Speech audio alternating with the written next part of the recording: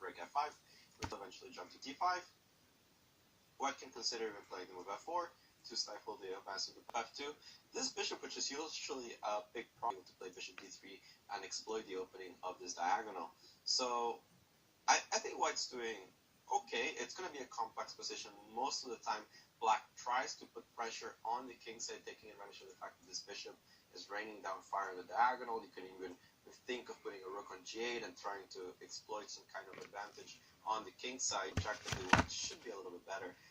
This pawn on f4 can become a little bit of a target, and I do like the possibilities down the b1 h7 diagonal.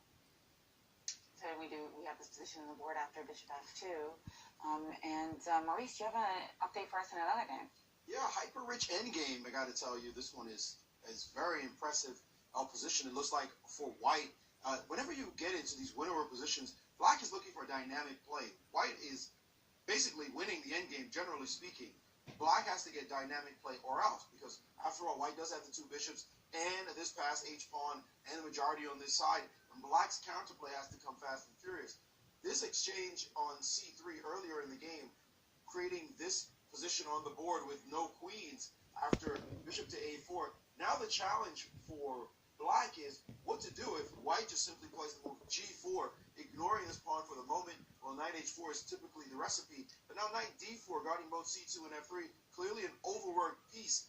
There is this tactical idea of taking on c2,